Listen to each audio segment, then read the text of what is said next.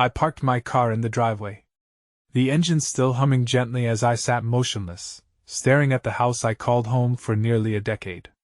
But tonight, every window, every shadow felt alien. My heart thudded in my chest, heavy and erratic, as though it knew something my mind was still fighting to understand. Tonight was not supposed to be special. It was supposed to be ordinary, just another Tuesday evening after work. But life had different plans. And the truth was about to unravel faster than I could ever brace for. It all began subtly. Emily, my wife of 10 years, had recently grown distant. She'd smile at me. Sure. But it never reached her eyes anymore. Conversations had become hollow, reduced to talk of bills, groceries, or things we needed to fix around the house. I tried ignoring it at first, telling myself marriages go through these phases. But my gut had been twisting with unease for weeks. Emily started staying late at work, her reasons vague, but believable. New projects demanding deadlines, client meetings. Her career was important to her. And as her husband, I supported that wholeheartedly. But the late nights turned into weekends. And soon her phone, previously left carelessly on tables or counters, became an appendage she never let out of her sight. Little by little, the woman I loved began to morph into someone I hardly recognized. Then one evening, while she showered, I noticed her phone buzzing insistently on the kitchen counter. My heart thumped oddly as I watched the screen light up. Curiosity whispered dark temptations. But trust urged me to turn away. Yet as it lit up again and again, something inside me gave in. Without thinking, I picked it up, my fingers trembling slightly. What I saw made the world blur around me, messages from someone saved cryptically as M littered her screen like graffiti on a wall that was once pristine and familiar. "I not wait to see you again. You looked beautiful today." My breath hitched, lungs tightening painfully. As I scrolled up, each line stabbed deeper into my chest. I recognized the casual flirtation and ease born from familiarity. Emily had answered every text warmly, flirtatiously, brazenly, never pushing him away. This was no harmless exchange between coworkers. It was intentional, calculated betrayal. My hands shook so violently that the phone nearly slipped from my grasp. I had to sit down while rising in my throat. Each new message unearthed a truth I wished desperately to deny. She had been meeting this M regularly, secretively, lying to me without a hint of guilt. I felt sick. Like my entire body was rejecting the poison that had invaded my life. The room spun. A single thought consumed me. Who was he? It did not take long for the answer to reveal itself. Scrolling back further, past flirty banter, I found it. M was Michael, her boss. My heart shattered then, splintering into 1,000 jagged pieces, each one sharper than the last. Michael had been her mentor for years. A man I'd met at holiday parties and office events. A man who shook my hand with a friendly smile and complimented how lucky I was to have a wife as remarkable as Emily. I'd been deceived by not just one person, but two people who smiled at me, laughed with me, looked me dead in the eyes, knowing they were stripping away everything I cherished behind my back. I dropped the phone on the counter like it burned my fingers, stumbling backward as reality hit me full force. My marriage was a sham. My wife was betraying me, and not even with a stranger. But someone I'd known, someone who'd mocked me silently from behind his easy smile. I wanted to scream to confront her right then, but fury mixed with despair, leaving me paralyzed. The shower turned off and I panicked. Hurriedly, I returned her phone to its place and tried to look normal. Though my entire body was shaking, Emily walked into the kitchen wrapped in her robe, towel drying her hair, oblivious to the tempest raging inside me. She asked casually if I want to take out tonight, as if everything in our world was not crumbling around us. Her voice was soft, familiar, but now sinister. I forced myself to nod, unable to form words. I watched her closely, searching for remorse, guilt, anything. But her eyes remained cool, unreadable, as if nothing had changed. In that moment, anger consumed me. I wanted answers, but fear held me back. If I confronted her now, I had no plan, no proof beyond texts that she could deny. I needed more. I needed undeniable evidence to confront her, to ensure she could not lie her way out of this one. My gut clenched painfully. Was this who I'd become? Someone plotting to catch his own wife red-handed? I spent days in torment, gathering strength, while pretending I had not seen what I had. Every smile from Emily felt like a slap to the face. Every laugh a mockery. I began observing her movements, noting subtle changes. The way she dressed more carefully now, the perfume she wore. New and sensual, never something she'd worn around me. How had I missed these clues before? I realized bitterly I'd been willfully blind, refusing to see what I did not want to admit. One night, after another suspiciously late night at work, Emily slipped silently into bed beside me. She smelled of alcohol and a cologne that was not mine. My stomach turned violently, and in that instant, I could no longer wait. The truth needed to be confronted now. "Emily?" I said quietly but firmly, my voice trembling with barely controlled rage. "We need to talk." She turned to me, startled, and even in the dim light, I saw a flicker of fear across her face. "Sure," she said, trying to sound calm. But I heard the hesitation in her voice. Her eyes searched mine, attempting to read what I knew. "I know about you and Michael," I stated plainly, my heart breaking even as I spoke. The words hung heavily between us. Her eyes widened briefly before she masked her shock with feigned confusion. "What are you talking about?" she asked, her tone dismissive, patronizing even. "Do not I warn?" my voice low and thick with pain? "I saw your messages. Do not lie to me." A moment passed unbearably long. Her expression shifted, hardening, eyes narrowing into slits. "Why were you looking through my phone?" she hissed accusingly, instantly shifting blame to me. Her voice was sharp, aggressive. "So now you're re-spying on me? Is that who you are now? Is this what our marriage has become?" I recoiled slightly, stunned by her audacity. I'd expected tears, apologies, begging for forgiveness. Instead, Emily stood defiant, eyes blazing with contempt, refusing any accountability. "You've been lying to me, betraying me, and that's all you have to say?" I demanded, my voice rising in anger and despair. "Do not pretend you did not drive me to it." She spat venomously, her words slicing deep. "Maybe if you'd ever paid attention, made me feel important, I would not have had to find it elsewhere." Her accusation gutted me, knocking the breath from my lungs. My wife, this woman I'd loved and trusted for 10 years, was now twisting the knife deeper, making herself the victim. Her eyes flashed cruelly, and in that moment, I saw her clearly. Cold, calculating, unapologetic. "How long?" I asked hoarsely. She smirked bitterly, eyes narrowing further. "Long enough," she sneered, turning away dismissively, refusing to engage any further. As she walked out, leaving me shattered in our darkened bedroom, I realized with devastating clarity that my life had irrevocably changed. This was not the woman I married. This was a stranger who wore Emily's face. Now, alone in the darkness, I wondered how we'd gotten here, and how much of our past had been a lie. I had uncovered a truth that I wished desperately to erase, but there was no going back. Betrayal had poisoned everything, and this was just the beginning. Emily did not sleep in our bed that night. She did not even try to pretend everything was fine. After dropping that last dagger of a sentence, long enough, she simply grabbed a pillow, walked out, and shut the door behind her. No guilt, no tears, not even an ounce of regret, just cold detachment, like I was the one ruining her night. I sat on the edge of the bed for what felt like hours, staring at the closed door. My hands were still shaking, my chest tight with so many emotions that I could not breathe. Anger, disbelief, betrayal. The walls felt like they were closing in, suffocating me with the weight of the truth. Emily was cheating on me. She had been for long enough that she did not even bother denying it. And the way she walked out, like this was my problem, not hers, made my blood boil.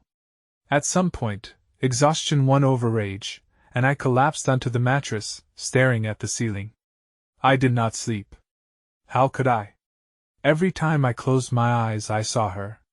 Her phone, the messages, that smug smirk when she realized she did not have to lie anymore. And worst of all, Michael, her boss, a man I had shaken hands with, made small talk with, trusted. How long had they been laughing at me behind my back? Morning came too fast. I heard her moving around in the kitchen, opening cabinets, pouring coffee, humming, like she had not just destroyed everything we built together.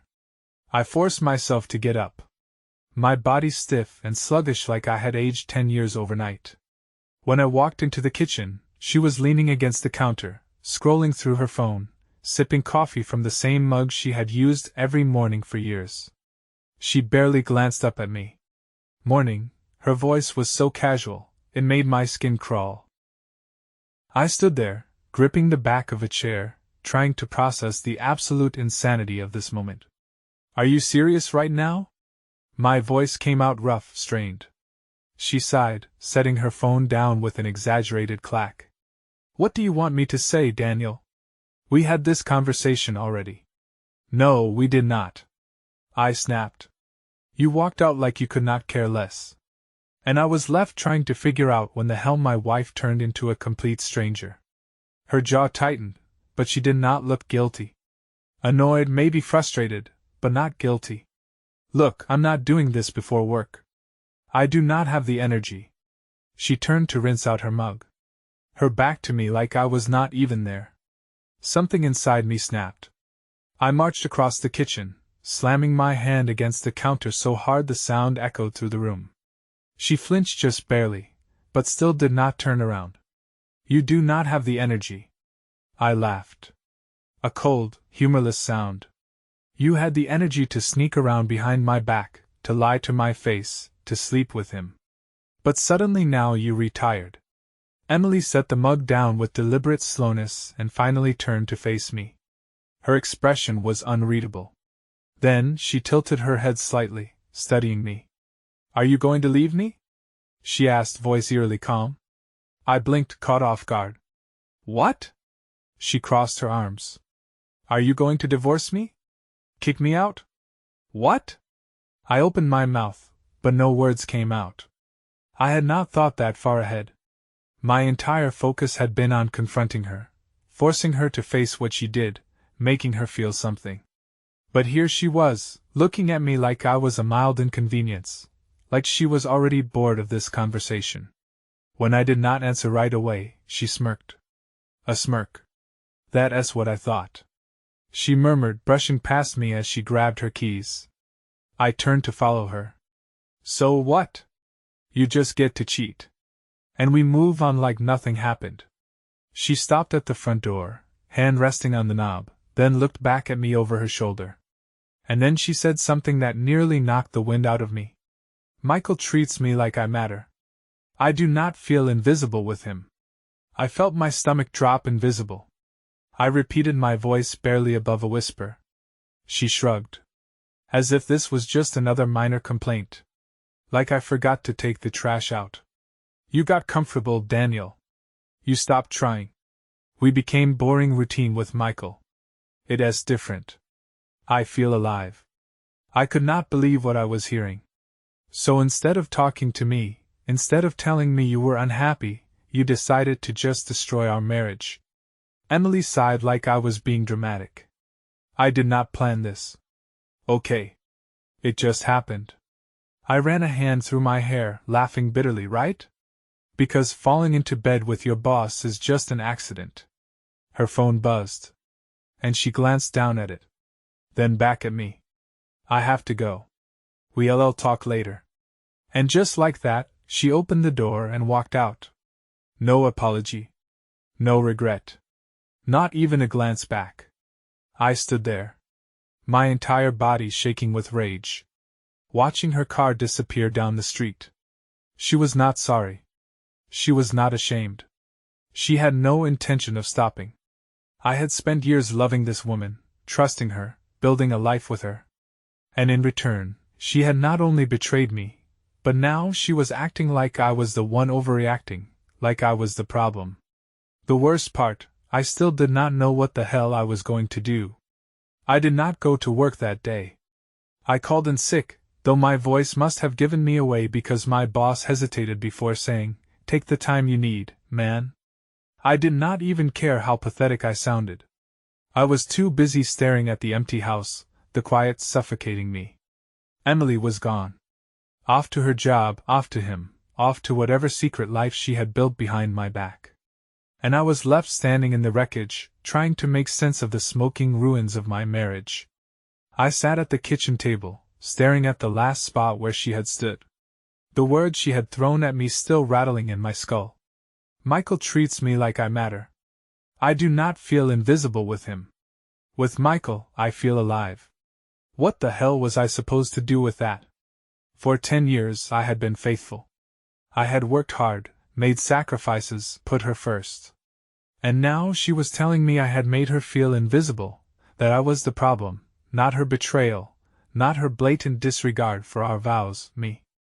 I needed answers, real answers, and not the twisted self-serving ones she had fed me. I needed to know how long this had been going on, where they had met, how deep the lies ran. So I did something I never thought I would do. I opened her laptop. It was risky. Emily was paranoid about privacy, one of the many things I should have picked up on sooner. But today I did not care. She had already broken the trust between us. There were no rules left to follow. To my surprise, it was not even locked.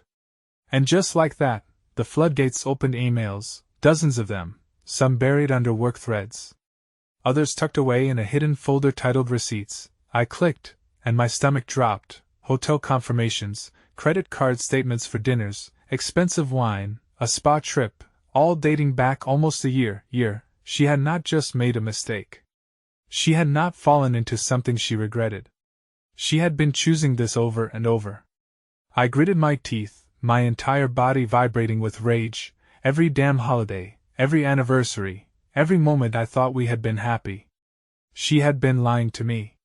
And then I saw it, the worst part, a long detailed email from Michael, 10 years after betraying my husband with my boss. I finally faced him again.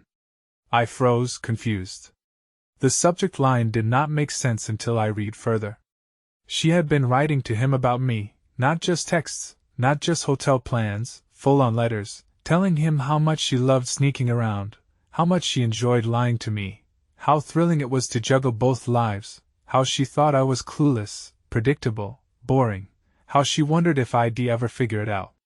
There was no regret, no second thoughts, no guilt, just smug amusement. Like this was some kind of game. My vision blurred with white-hot fury. My hands clenched into fists so tight, my nails dug into my palms. This was not just an affair. It was mockery. I was done. So done. I was not going to sit in this house and wait for her to come home. Pretend she could talk her way out of this. I was not going to let her treat me like an afterthought while she ran off to her real relationship. So I picked up my phone, and I made a call, not to Emily, to Michael's wife. The phone rang twice before she picked up. Her voice was polite, but cautious. "Hello," I swallowed the lump of fury burning in my throat. "Hi, is this Lauren?" "Lauren Carter." Pause. "Yes, who's this?" I took a slow breath, gripping the edge of the table so hard my knuckles ached. "My name is Daniel Brooks. I think we need to talk about your husband." Silence. Then a shift in her tone. Still polite, but sharper now, wary. "I'm sorry. I do not understand." Oh, but she would. I did not ease into it. I did not sugarcoat. I told her everything. Her husband, Michael, was having an affair with my wife, Emily. I could hear her breathing on the other end. Slow and controlled. Like she was trying to keep herself from cracking. She did not interrupt, did not deny it, did not even ask if I was sure. And that told me everything I needed to know. She already suspected. She just did not have the proof. When I finished, she let out a long breath. How do you know?" I could have told her about the texts, the emails, the hotel receipts. But instead I said, "Because my wife is not even sorry about it." She smirked at me when I confronted her. She walked out like I was the one overreacting. She does not care, Lauren. She never planned on stopping a sharp inhale. Then her voice steady, but ice cold. Where are they meeting? I had not expected that to be her first question. No tears, no disbelief. Just cold, calculated intent. I opened my laptop again and pulled up the latest confirmation. The Whitmore Hotel, room 714 tonight. Another pause. Then a quiet lethal thank you, Daniel. And then she hung up. I sat there for a moment, staring at my phone. My hands were still shaking. My heart still pounding, but something had shifted. For the first time since this nightmare started, I was not just sitting there drowning in my own humiliation. I was doing something. I did not know what Lauren was planning. I did not know if she would cry, if she would scream, if she would confront him like I had confronted Emily. But I knew one thing for sure. Tonight, Michael and Emily were going to face consequences. And I was going to watch it happen. I drove to the hotel 2 hours later, parking a block away. I was not even sure what I was doing there. Maybe I just wanted to see it with my own eyes, to take the final dagger and drive it in myself to erase any last shred of doubt. The lobby was quiet, warm light spilling over polished floors. The air smelled expensive, artificial, like wealth and secrets. I kept my distance, lingering near a seating area just outside the elevator bank at exactly 7:30 p.m. I saw her. Emily walked in wearing a sleek black dress I had never seen before. She looked different, younger, carefree, her hair styled in soft waves. Her lips painted a shade of red. She never wore around me. She was excited. For him, I clenched my fists while rising in my throat as I watched her approach the elevator without hesitation. No looking over her shoulder, no guilt. She knew what she was doing. The doors slid open, and she stepped inside. I caught a glimpse of her reflection in the mirror before the doors shut. And then she was gone. I sat there, gripping my knees so tightly I thought the fabric might tear. Every nerve in my body screamed at me to go after her. To storm up to room 714 and throw open the door. But I did not have to, because 3 minutes later, Lauren walked in. She was not dressed for confrontation. No messy tears, no trembling hands. She looked composed, prepared, deadly. She walked with purpose, her heels clicking against the marble floor, her face unreadable. She did not hesitate. She did not check her phone or pause to gather her thoughts. She knew exactly what she was about to do. And so did I. Lauren Carter was about to burn her husband's world to the ground. And Emily was going down with him. I did not follow Lauren right away. I sat there, watching the elevator doors close behind her, feeling the weight of what was about to happen. My wife was up there right now, probably laughing, drinking wine, touching a man who was not me, completely unaware that the world she had built in secret was about to detonate. And Michael had no idea his wife had just walked into his final reckoning. I checked my watch, 7:36 p.m. Then I stood up and walked toward the elevators. I did not want to storm in, guns blazing. That was not my style. I was not here to make a scene. I was here to watch it unfold, to let them squirm in their own mess, to see Emily's face when she realized she was not the smartest person in the room anymore. The elevator dinged softly as the doors slid open. My stomach clenched as I stepped inside, pressing 7 with a shaking finger. As the doors shut, my mind raced. What was I walking into? A screaming match? Tears? Apologies? Denials? Or would Emily just laugh in my face again? The elevator climbed in silence. My pulse pounded in my ears. Then ding. 7th floor. The doors opened. And I stepped out into the dimly lit hallway. Plush carpet. Elegant sconces casting warm, golden light. Room 714 was at the end of the corridor. I walked slowly, listening. My heart pounded so loudly I thought it might echo off the walls. Then I heard it.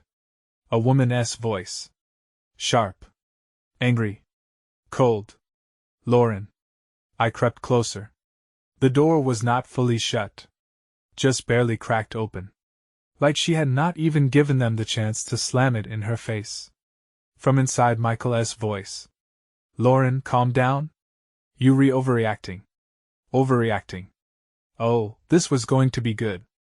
I pressed myself against the wall, just out of sight. Listening. Lauren's voice cut through the air like a blade. Overreacting? You've been fingered, assistant, behind my back? And I'm overreacting. Emily's voice now frustrated. Defensive. Lauren. This is between you and Michael. Shut your mouth. I actually flinched. Lauren was not here for a conversation. She was here for a reckoning. Michael tried again, his voice strained. Look, let us all just take a breath. Slap. A sharp, brutal sound. Could not see it, but I could feel it. The impact. The rage behind it. Lauren was not just mad. She was done. Michael's voice wavered. Jesus. Lauren. You lied to me over and over. While I was home raising our kids, you were here. Screwing her. Emily's voice was ice. Do not talk about me like I'm not standing right here. Wrong move. Lauren laughed. A short, humorless sound. Oh, believe me, Emily. I see you. I risked a glance inside. Lauren stood tall. Arms crossed. Expression unreadable. But her eyes. Her eyes were pure fire. Michael looked small. He was a tall guy, broad-shouldered, always so smug at company parties. But now, he looked like a scolded child. And Emily, she was standing there in that stupid black dress. Arms folded. Like she was bored. Bored. Like this was all just a minor inconvenience. Like she had expected this and did not care. Lauren took a step closer. Do you even feel bad? Emily exhaled sharply. I mean, I'm sorry you had to find out this way. But that's not what I asked. Another step forward. Emily actually stepped back. Just slightly. But I saw it. For the first time, she was not in control. Michael tried to cut in. Lauren. Let us just know. Lauren turned on him, voice like steel. You do not get to let us just me, Michael. You ruined our marriage for this. This? She gestured at Emily like she was nothing. Was worth throwing away everything? Michael did not answer. Because there was not an answer. Lauren turned back to Emily. Tell me something. When you were sleeping with my husband, did you ever think about yours? Emily's expression flickered. Just for a second. And that's when I stepped inside. The shift was instant. Michael's eyes went wide. Emily actually gasped. She had not expected me to be there. Lauren smirked. Oh, did I forget to mention? I invited your husband to. Emily froze. I took a slow step forward. Eyes locked on her. For the first time since this whole mess started. She looked afraid. Daniel, she started, voice softer now, calculated. Not this time. I let out a small humorless laugh. You were having fun. Were not you? She swallowed. Daniel. I turned to Michael. You were to be stiffened. Did not say a word. Lauren folded her arms, watching, waiting. I turned back to Emily. How long? She blinked. You already know that wrong answer. I stepped closer. She stepped back. Say it. Her lips parted. Then in a voice so small, I almost did not hear it. A year, 12 months, 52 weeks, 365 days. She had woken up next to me every single one of those mornings. Kissed me, told me she loved me. While sleeping with him, I let the weight of it settle. Let her feel it. Then I asked the real question. Did you ever plan on telling me? Emily hesitated. And then she laughed. Laughed. Like I had asked her the most ridiculous thing in the world. Of course not. I heard Lauren inhale sharply. Michael's jaw tightened. But all I could do was stare. That was it. That was the moment I stopped loving her. I nodded slowly, letting her words sink in. Then I turned to Michael. And you? He did not answer. Lauren did. Michael was not going to tell me either. Emily smirked slightly, glancing at him. Lauren caught it. Her voice dropped to a whisper. You really think he's not going to do the same thing to you? Emily's smirk faltered. A crack in her confidence. A seed planted. Lauren smiled. Give it time. You read just the new toy.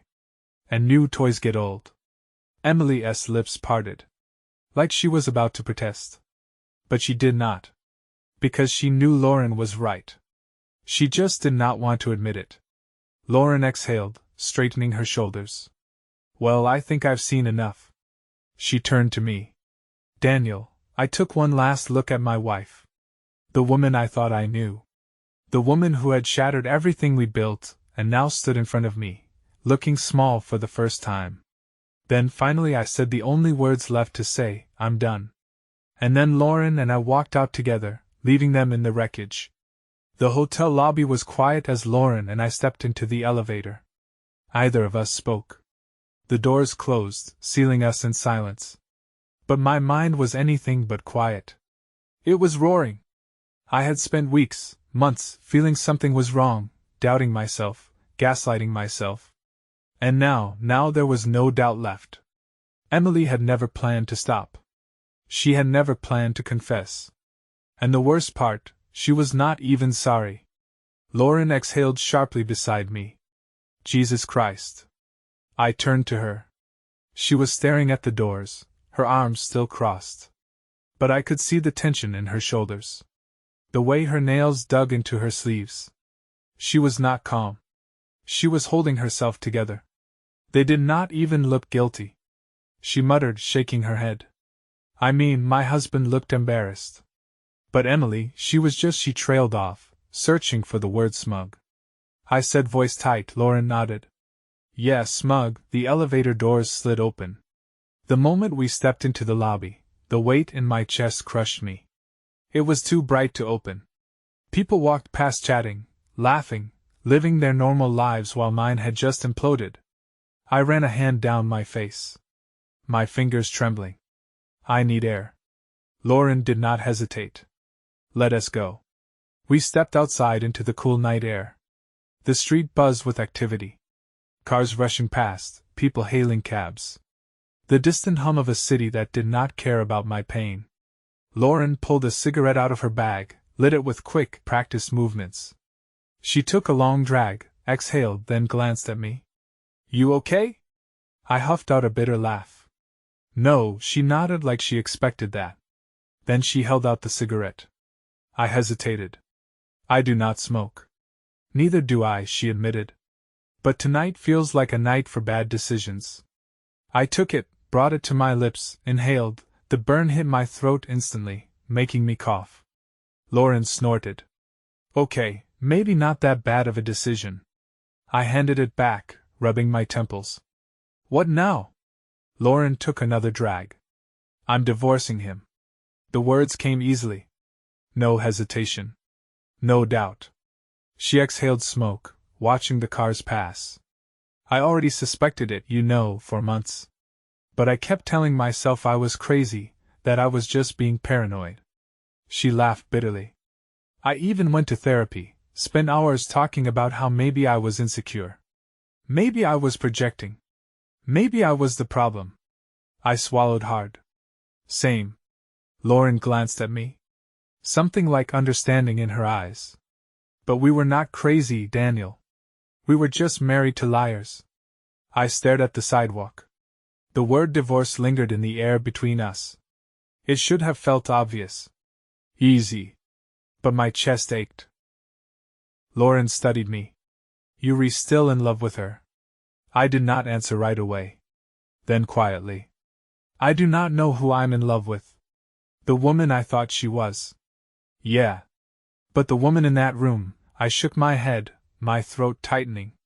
I do not even know who the hell that is. Lauren flicked the cigarette onto the pavement, grinding it under her heel. She's not your wife anymore. She said simply, she's his. Something inside me snapped. She was right. Emily had already left me long before I ever found out. She had been walking out of our marriage for a year, sneaking out of my bed into his arms, then coming home like nothing had changed. Like I was the idiot for not noticing. Like I was the blind fool who did not deserve the truth. Lauren turned to me, hands in her pockets. You do not have to decide anything right now. But whatever you do, just do not let her talk her way out of it. I let out a bitter breath. She would not. She already made it clear she does not give a damn. Lauren smirked. Good. Makes it easier to let go. I did not answer. Because part of me knew letting go was not going to be easy. It was going to be war. And Emily, she was not going to play fair. I did not go home that night. Could not. Not after seeing her standing in that hotel room like she had not just detonated our entire marriage. Not after hearing her laugh when I asked if she ever planned on telling me. Instead, I drove. No destination. Just miles of open road. My hands gripping the wheel so tightly my knuckles ached. My mind replayed the past few hours like a broken film reel. Lauren slap. Michael stunned silence. Emily smirk. I should have expected it. Emily was always good at turning things around, making herself the center of every situation. But tonight was different. Tonight she had not cried. She had not begged. She had not even pretended to be sorry. She had owned it. And that told me one thing. She was not done. It was nearly midnight when I finally pulled into the driveway. The house was dark. But I knew she was inside. I stepped out of the car. My body buzzing with exhaustion and fury. My keys slid into the lock. The door swinging open to a familiar silence. And then her voice. You went to the hotel. Did not you? She was sitting on the couch. Legs crossed. Wine glass in hand. Like she had been waiting for me. The lamp beside her cast a soft glow over her face. But it did nothing to soften her expression. She did not look worried. She did not look guilty. She looked amused. I shut the door behind me, exhaling sharply. You knew Lauren was going to show up. Emily swirled the wine in her glass, watching the deep red liquid move. I had a feeling. The feeling. Like this was some game she had been waiting to see play out. Clenched my jaw. Were you ever going to tell me? She took a slow sip. Then set the glass down on the coffee table. What difference does it make now? Cold laugh escaped me. Jesus, Emily. Do you even hear yourself? She leaned back, resting an arm along the top of the couch. Daniel, we were miserable. Like this was mutual. Like I had been sneaking around for a year. I stepped forward. No, you were miserable. You just did not have the decency to say it. Instead, you lied.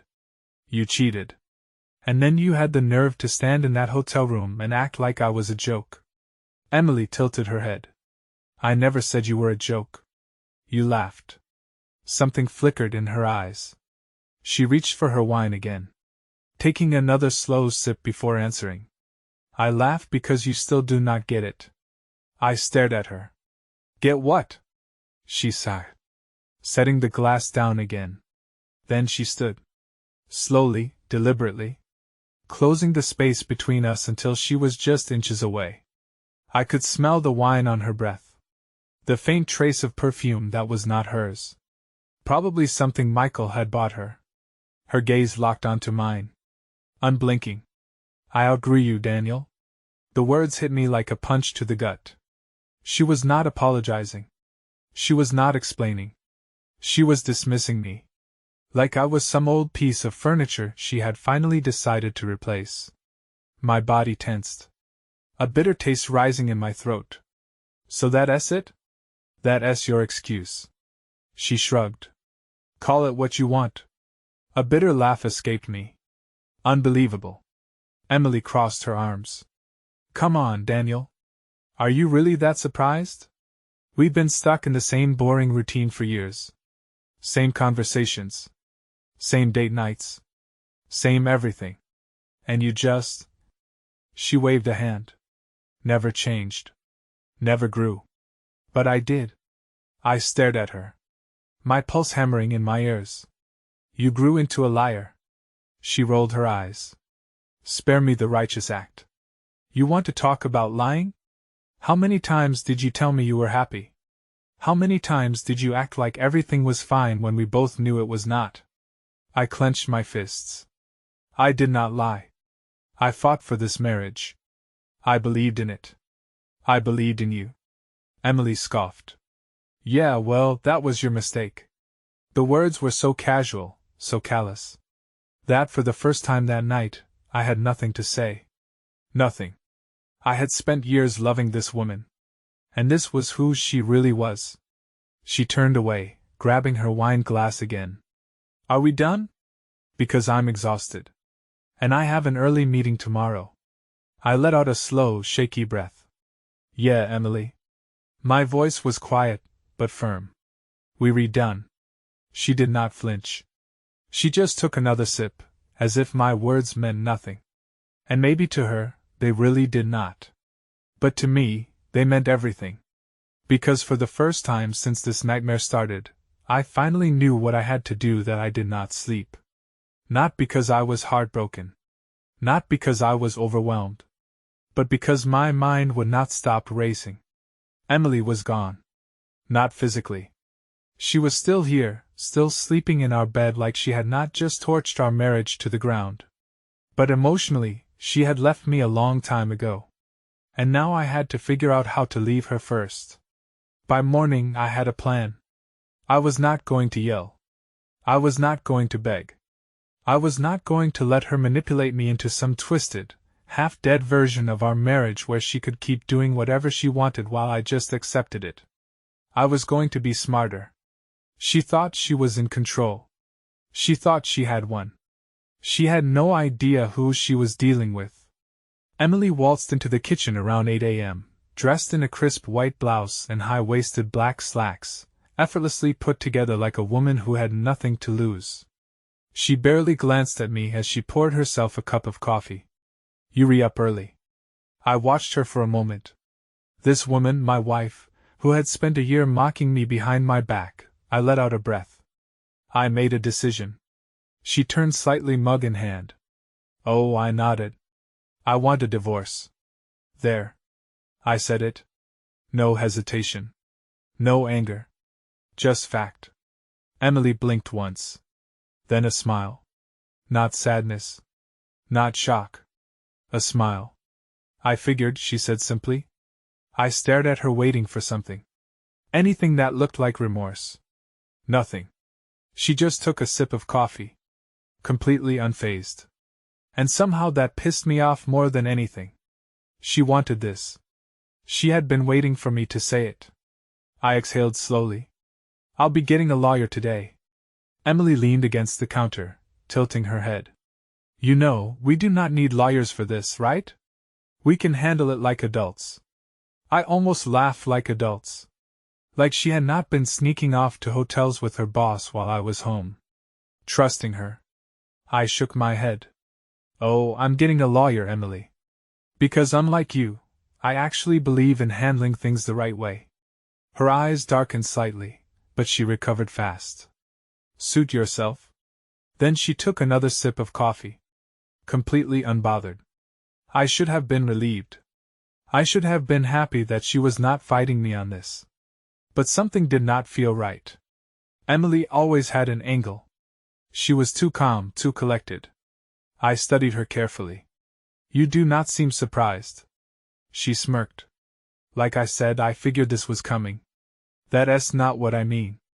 I said slowly. You do not seem upset. She shrugged. Why would I be? We're obviously over, Daniel. No point in dragging it out. No point. A decade of marriage. And she was acting like I was just some boyfriend she was breaking up with over brunch. Clenched my jaw. You were never planning on fighting for us? Were you? Emily let out a soft, almost amused breath. Daniel, she set her mug down. You already know the answer to that. And that's when I realized something. She had not just outgrown me. She had been waiting for an out. And now I had given it to her. But what she did not realize was I was taking more than she expected. By noon, I was sitting in a lawyer's office. I had spent the entire drive replaying everything. Every red flag. Every lie. Every betrayal. I was not just getting out of this marriage. I was going to make sure Emily did not walk away clean. The lawyer MS. Aldridge was sharp mid-40s and all business. I did not waste time. I laid it all out, the affair, the emails, the hotel receipts, everything. She listened carefully, tapping a pen against her notepad. When I finished, she nodded. You want to go after her? I met her gaze. I do not want revenge. I want justice. Mess. Aldridge smirked. Same thing. She leaned forward. Emily's in for a rude awakening. If she thinks this is going to be a clean break, she's dead wrong. I exhaled. Good. Because Emily thought she had won. She thought this was her decision. She had no idea what was coming. I walked out of that lawyer's office with a plan, a real plan.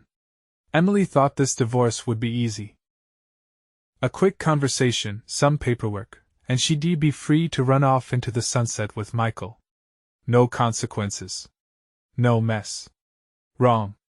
She was not just losing me. She was losing the life I built for her. When I got home, she was on the couch, scrolling through her phone like nothing in the world could touch her. She did not even look up. Did you get your lawyer? I did not answer right away. Instead, I walked over to the bookshelf and pulled out a black folder. She recognized it instantly, the file that had every important document we owned. She finally glanced up, eyes narrowing slightly.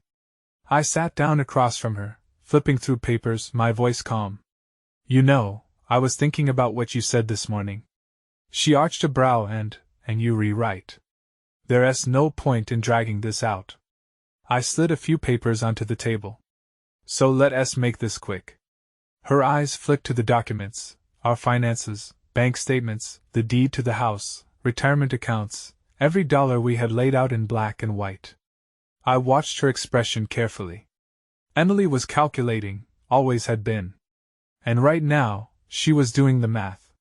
Here's the thing, I said, tapping the papers. You might think this divorce is just about signing some forms and moving on. But it's a lot more complicated than that. She shifted slightly, trying to stay casual. Daniel, I do not want to fight over money. I smiled. Oh, but I do. Her posture stiffened. I leaned forward. I spoke to my lawyer.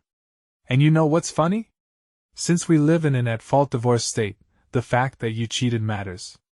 Her grip on her phone tightened. Daniel, not just morally, I continued, voice even. But legally it means I have grounds to push for a larger share of our assets. It means that if I wanted to, I could take this to court and argue that your year-long affair should cost you a lot more than just my trust. She swallowed, jaw tightening. I kept going. And then there's the house, my house, the one I paid for, the one your name is not even on because you did not contribute to the down payment. Her lips parted slightly. She had not thought about that. I smiled. You would not be living here, Emily. She blinked.